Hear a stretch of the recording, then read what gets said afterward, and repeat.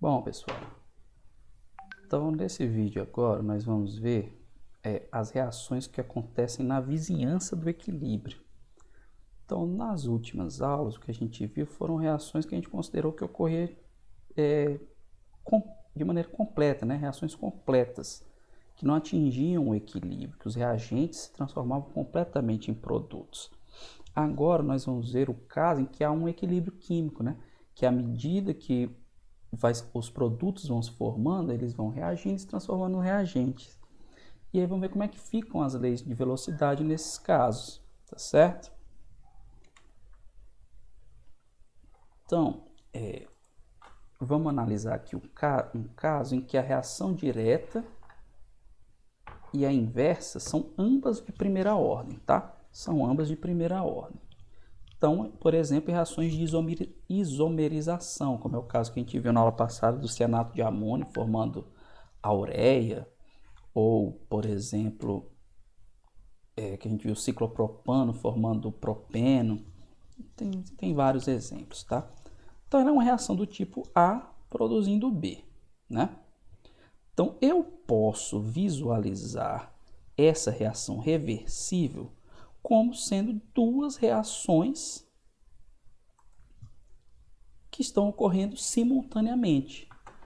A está se transformando em B com velocidade igual a Kr vezes a concentração de A, e ao mesmo tempo B está se transformando em A com velocidade Kr' V igual a Kr' vezes a concentração de B, tá certo? Então, como que eu escrevo a dependência da concentração com o tempo para essa reação aqui, pessoal? Eu tenho que considerar as duas reações, porque as duas reações interferem na concentração do ar. A reação direta faz com que o A diminua, a concentração de A diminua. Com que velocidade? Kr vezes a concentração de A, por isso fica menos Kr vezes a concentração de A, tá certo? Negativo, que a concentração de A diminui por conta da velocidade da reação direta.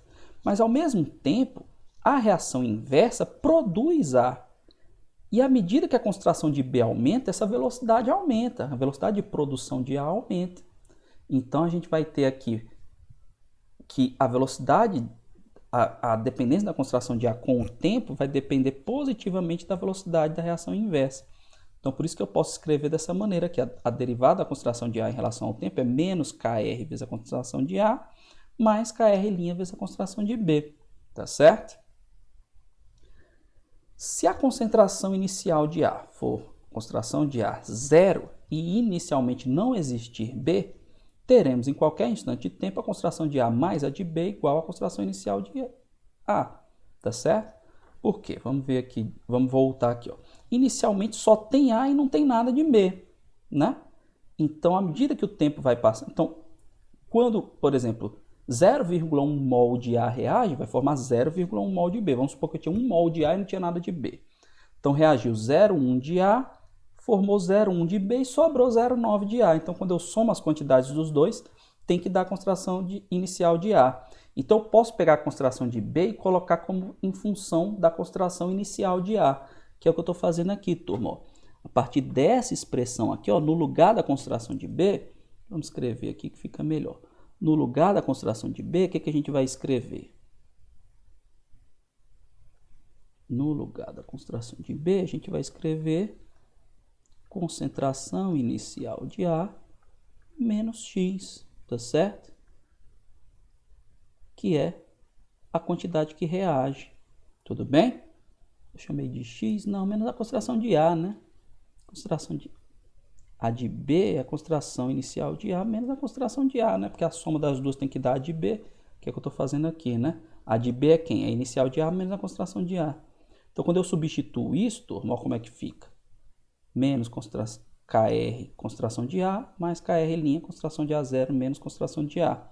Então, se eu desmembrar isso aqui, pegar os termos que tem só concentração de A e concentração de A0, vai ficar isso aqui, ó, menos Kr mais Kr' vezes a concentração de A, mais Kr' vezes a concentração inicial de A. Isso é a velocidade de produção de A, né? De quanto que a concentração de A, produção não, a velocidade como que a concentração de A varia com o tempo, tá certo, turma? Então eu preciso integrar, né, essa equação para ver como que a concentração de A depende do tempo. Aí esse termo aqui vai aparecer concentração de A, então vai ter aquela exponencial que a gente já viu. E esse termo aqui não aparece nada de concentração de A, então quando eu integrar vai ser só uma constante, tá? Eu não vou resolver isso aqui, fica como exercício para vocês, qualquer dúvida pode me perguntar, mas a solução dessa equação é essa aqui, ó. A concentração de A, ela é igual a KR', vai vir daqui, ó. Isso aqui é a integral da constante, é uma constante, né? Então, KR' mais KR vezes E elevado a menos KR' mais KR vezes T, né? Vem dessa resolução aqui, vezes a concentração inicial sobre KR mais KR'. Tudo bem? Então, quando eu tenho essa reação que não se dá por completo, ela atinge o equilíbrio. Então, à medida que o produto vai sendo formado, ele interfere na velocidade da reação, a concentração de A, dependendo da concentração de A com o tempo, tem essa expressão mais complicadinha, digamos assim. Tá certo? Então, o resultado disso aqui, dessa expressão, é isso, turma. Ó, a concentração de A decai exponencialmente, também com o tempo, mas mais lentamente do que se fosse só reagente formando produto. E à medida que o A vai sendo consumido, o B vai sendo formado. Então, esses gráficos aqui vocês devem ter visto quando estudarem equilíbrio químico, por exemplo, né?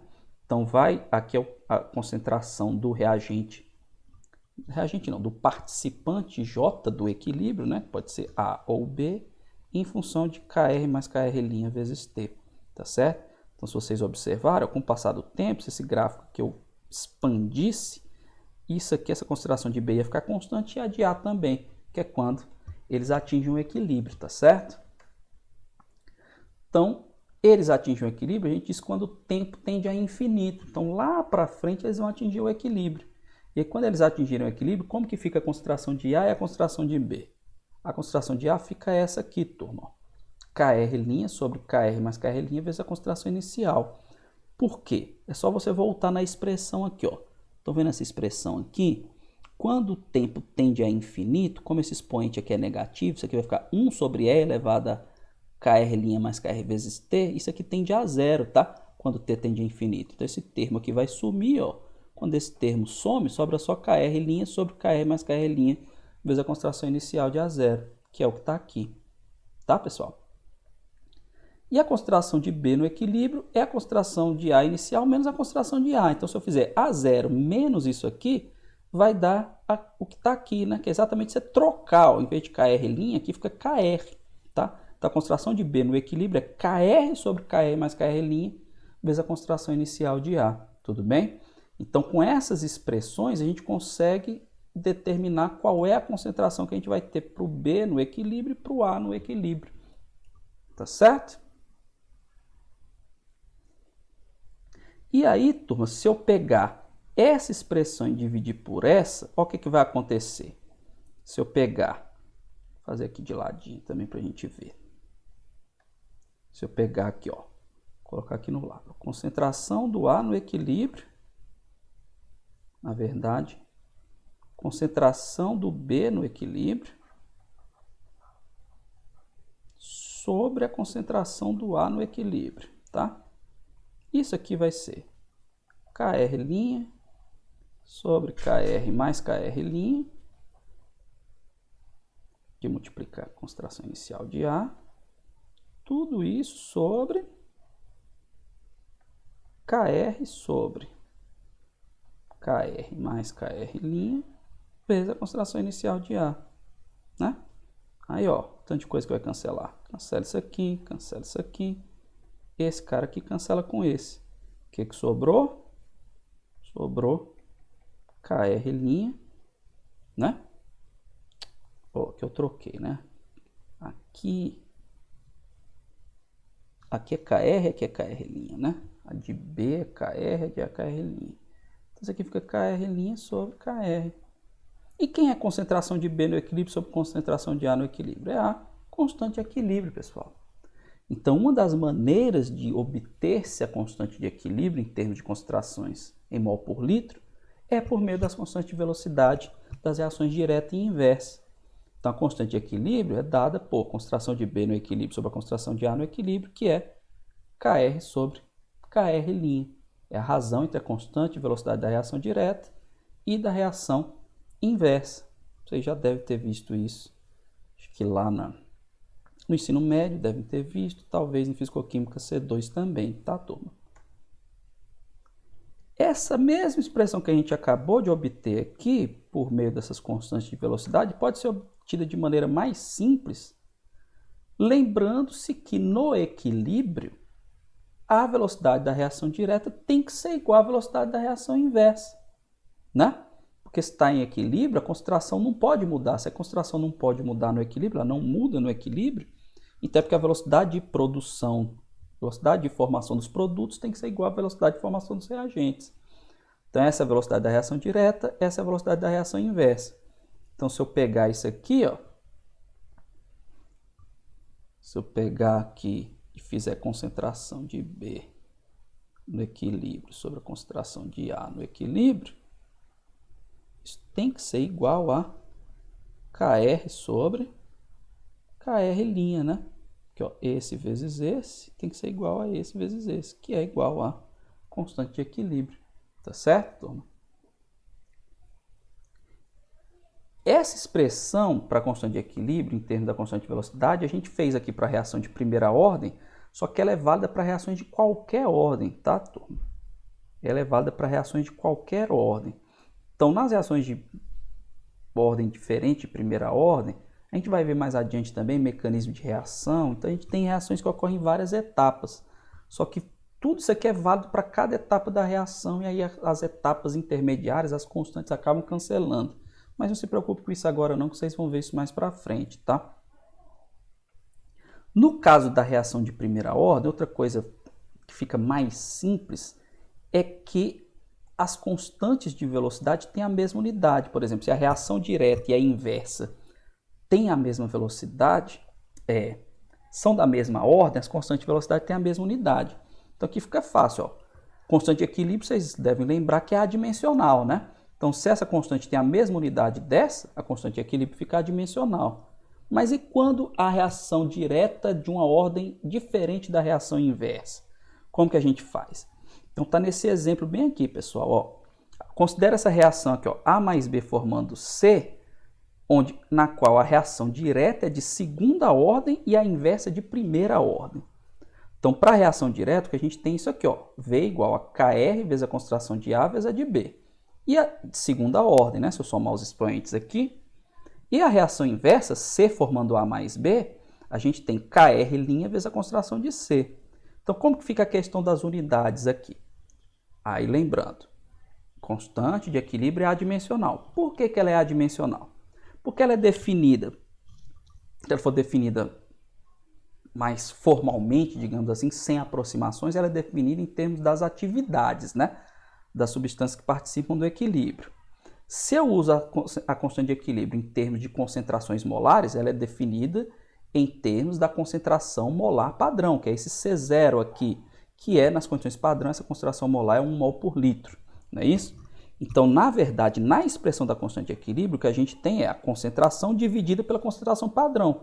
Por isso que somem as unidades, que quando você divide concentração por concentração, fica sem unidade, né? Então, se você pegar isso aqui e rearranjar, né? Separar aqui as partes das concentrações dos participantes do equilíbrio. E esse C0 vai ficar isso aqui, turma. Ó. Concentração de C no equilíbrio sobre a de A vezes a de B no equilíbrio vezes C0. Tá certo? Aí, quem é esse cara aqui? A razão entre as concentrações do produto e dos reagentes no equilíbrio. É a razão entre as constantes de velocidade direta e inversa, né? É a razão entre as constantes de velocidade direta e inversa. Então, como essas constantes têm unidades diferentes, quando você multiplica aqui pelo mol por litro, o que vai ter de diferente entre essas duas unidades é exatamente 1 mol por litro. Que aí vai ser cancelado e aí a minha constante de equilíbrio vai ficar adimensional. Tudo bem? Então, esse aqui é um detalhe importante, tá, pessoal? Que a gente acaba usando essas constantes de velocidade para calcular as constantes de equilíbrio, mas tem que ter essa preocupação com a unidade. E aí lembrar que constante de equilíbrio é adimensional. constante de velocidade não é adimensional, tá certo? Então tá aqui um exemplo exatamente para a gente ver essa questão das unidades, ó. As velocidades das reações direta e inversa para uma reação de dimerização foram observadas como 8 vezes 10 elevado a 8 decímetros cúbicos, mol a menos 1, segundo a menos 1, segunda ordem, e 2 vezes 10 a 6, segundo a menos 1, primeira ordem. Determine a constante de equilíbrio para a dimerização. Então, o que a gente tem é exatamente o que a gente viu aqui nesse item anterior, do slide anterior, tá, turma? O que a gente vai ter é que a constante de equilíbrio ela é a razão entre a constante da reação direta, né? Vou colocar aqui KR, e a constante da reação inversa. Só que como a direta é de segunda ordem e a inversa é de primeira ordem, a gente tem que multiplicar aqui pela unidade do C0, tá certo? Pela unidade não, pelo C0, como é 1 mol por litro, né? Então, observem aqui como vai ficar, ó. Velocidade da reação direta, constante, é 8 vezes 10 a 8. Vamos colocar as unidades, ó. 8 vezes 10 elevado a 8. Decímetros cúbicos, mol a menos 1, segundo a menos 1. Sobre constante da reação inversa, 2 vezes 10 elevado a 6, segundo a menos 1. E aqui eu vou multiplicar pelo C0, que é o quê? Mol por litro, é mol vezes litro a menos 1. Aí, ó, observem aqui, segundo a menos 1 vai embora com segundo a menos 1, né? Aqui falta decímetro cúbico, é litro, né? Deixa eu colocar aqui direitinho, né? Para a gente não ter erro. Mol por litro é mol por decímetro cúbico, ou decímetro a menos 3, né? Agora vai ficar direitinho. Aí, ó, decímetro cúbico cancela com decímetro a menos 3. E mol a menos 1 cancela com mol. Então, o que sobrou aqui? A minha constante adimensional. Como que vai ficar essa minha constante aqui? 8 dividido por 2, 4. 10 a 8 por 10 a 6, 10 a 2. Então, isso aqui fica 4 vezes 10 elevado a 2, sem unidade, né? Adimensional. Tá certo, pessoal? Outro ponto importante nessas reações que ocorrem na vizinhança do equilíbrio são os chamados métodos de relaxação, tá? O que são esses métodos de relaxação? O termo relaxação significa o retorno de um sistema ao estado de equilíbrio. Então, ele caracteriza um processo em que uma reação, depois de ser bruscamente deslocada do equilíbrio pela imposição de novas condições externas, se ajusta à composição de equilíbrio compatível com as novas condições. Então, o que significa isso, pessoal? Eu tenho uma reação química que está em equilíbrio. Aí, de alguma maneira, eu vou lá e tiro essa reação do equilíbrio, por exemplo, mudando a temperatura. Então, pode ser uma mudança de temperatura, uma mudança de pressão, se for envolvendo gases. Vou ficar aqui no exemplo da temperatura. Eu vou lá e, aumento assim bruscamente a temperatura. Dou um choque lá que aumenta a temperatura bruscamente. Aí meu sistema sai do equilíbrio. Ao sair do equilíbrio, qual é a tendência dele? Voltar para o equilíbrio. Então, um método de relaxação, ele costuma ser usado para eu determinar a velocidade de reação, a lei de velocidade, a constante de velocidade de reações que são muito rápidas, tá certo? Então, você parte dela do equilíbrio, faz uma perturbação e mede o tempo que ela tem para retornar ao novo equilíbrio, a nova condição de equilíbrio, tá certo? Então, o que acontece é isso, tá vendo? A reação está em equilíbrio, equilíbrio inicial. Aí, eu aumentei, eu tirei o sistema do equilíbrio. Aí ele sai do equilíbrio e tem que voltar para o novo estado de equilíbrio. E aqui você tem um caso de uma relaxação exponencial, que é o que a gente vai ver agora aqui, tá, turma? Então, como eu falei para vocês, vamos analisar o caso em que as velocidades da reação são alteradas por um salto de temperatura. Como que eu provoco esse salto de temperatura? Pode ser por meio de um capacitor, né? Você descarrega um capacitor no sistema, numa solução, que se fez condutor pela adição de íons. É uma maneira. Descarga de laser ou micro-ondas também pode ser usado para você alterar, assim, uma alteração brusca na temperatura, um salto assim instantâneo, Que ele sai do equilíbrio e você vai e mede como que ele faz para voltar no equilíbrio, voltar para um novo estado de equilíbrio, né? Porque o equilíbrio mudou. Se você muda, por exemplo, quando você muda a temperatura, você muda a constante de equilíbrio. Então, por isso que é um novo estado de equilíbrio, tá? Então, isso aqui, você encontra essa informação lá no livro do Atkins. Saltos de temperatura entre 5 e 10 Kelvin podem ser alcançados em aproximadamente 1 microsegundo usando descarga elétrica. Então, é muito rápido o tempo em que você provocou a perturbação e a mudança de temperatura. Por isso que é um salto quase instantâneo. Ele sai do equilíbrio, ele está aqui no equilíbrio, sai e aí volta. Esse intervalo de tempo é muito curto. Então, por isso que a gente pode usar essa técnica para calcular a constante de velocidade. E a energia alta de saída de lasers pulsados é suficiente para gerar saltos de temperatura entre 10 e 30 Kelvin. Então, uma mudança maior de temperatura no intervalo de tempo menor, dentro de nanosegundos em sistemas aquosos. Estou falando de sistema aquoso aqui, que é uma aplicação importante, que é determinar a constante de velocidade da reação da água, né? do equilíbrio iônico da água, que é uma reação muito rápida, uma das mais rápidas conhecidas na natureza. Então vamos ver como é que funciona isso. Considere um equilíbrio de primeira ordem nos dois sentidos. Então você tem aqui A em equilíbrio com B. Para o novo equilíbrio, nós temos a constante da reação direta vezes a concentração de A no equilíbrio é igual à constante da reação de inversa vezes a concentração de B no equilíbrio, né? Velocidade da direta e da inversa são iguais. Aí nós vamos fazer o seguinte artifício matemático aqui, ó. Vamos chamar de x o afastamento da concentração de A em relação ao novo equilíbrio.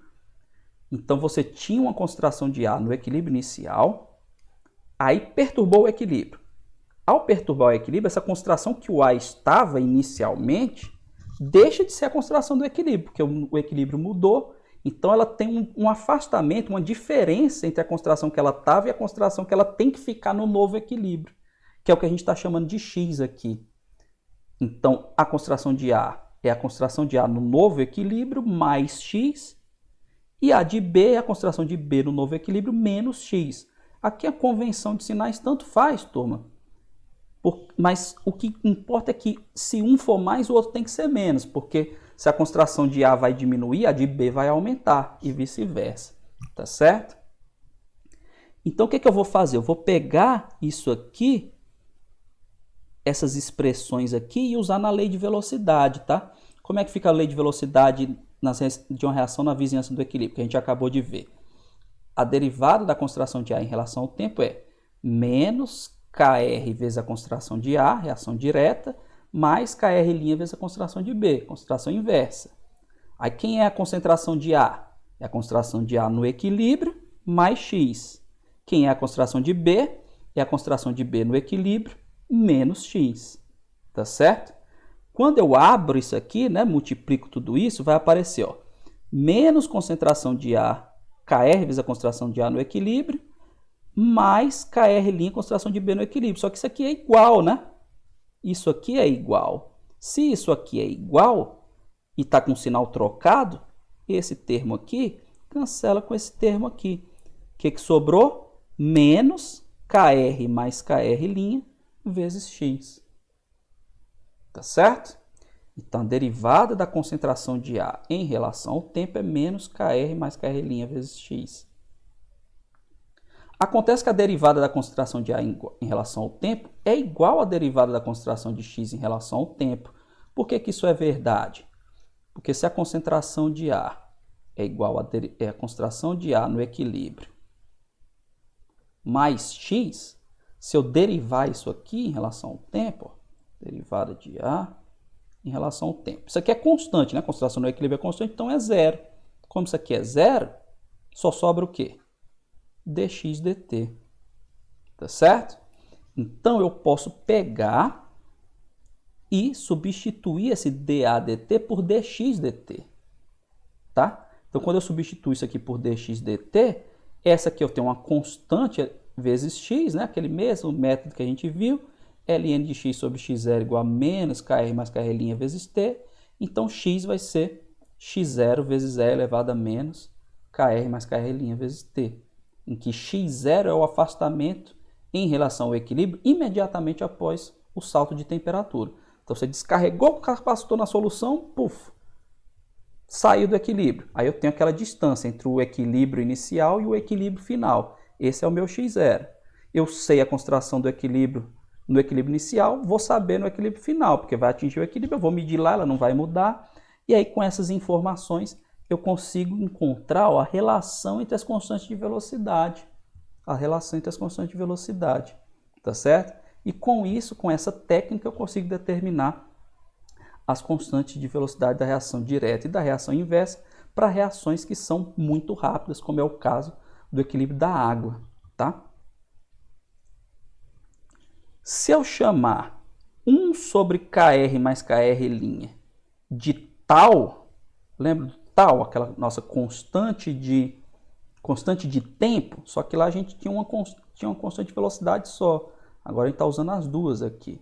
Então, essa expressão fica simplesmente x igual a x0 vezes e elevado a menos t sobre tal. Aí lembra o que era a constante de tempo? Era o tempo necessário para a concentração cair até 1 sobre E. Até 1 sobre E, que é exatamente isso aqui. E esse tal, nesse caso aqui específico, é chamado de tempo de relaxação. Então, quando você ouve falar em tempo de relaxação, ele é o quê? O tempo necessário para a concentração cair até 1 sobre E. Tudo bem, turma? Então, aqui está um exemplo, tá, do tempo de relaxação, usando o tempo de relaxação. A constante de equilíbrio para a autoprotólise da água, que é o exemplo que eu venho falando para vocês, né? H2O líquido formando H mais aquoso mais OH menos aquoso, é Kw, é a atividade do H+, vezes a atividade do OH-. E esse valor é 1,008 vezes 10 a menos 14 a 298 Kelvin, tá? Está sendo utilizada a expressão exata em termos de atividades. Aí observem só. Depois de um salto de temperatura, a reação retorna ao equilíbrio com um tempo de relaxação de 37 microsegundos a 298 Kelvin no pH 7. Sendo a reação direta de primeira ordem e a inversa de segunda ordem global, calcule as constantes de velocidade de cada uma dessas reações. Tudo bem? Então, o que vocês vão ter que fazer aqui? Tem que lembrar que no pH 7, né? A gente está com a água neutra, então a concentração do H+ é igual a do OH-. Só que aqui vai ser um pouco diferente da reação de primeira ordem, porque essas expressões aqui vão ser diferentes. Ó. Isso aqui vai ser diferente. A reação direta é de primeira ordem, mas a reação inversa é de segunda ordem. Então aqui vai aparecer concentração do H+ vezes a do OH-. Então vocês precisam encontrar a expressão, tá? Para essa variação da concentração da água com o tempo. E aí vocês vão encontrar a relação entre as constantes de velocidade e vão conseguir descobrir os valores dessas constantes, tanto da reação direta como da reação inversa, tá certo? Então, isso aqui vai ficar como exercício para vocês. Eu vou depois fazer a resolução, vou colocar lá no Teams, tá certo? Para que vocês possam ver como é a resolução. E caso mesmo assim alguém permaneça com dúvida, é só me perguntar que a gente refaz essa resolução, grava uma resolução para vocês verem como é a resolução desse exemplo. Tudo bem, turma? Outro detalhe aqui, tempo de relaxação é o nosso tal, né? 1 sobre Kr mais Kr'. Tudo bem, turma?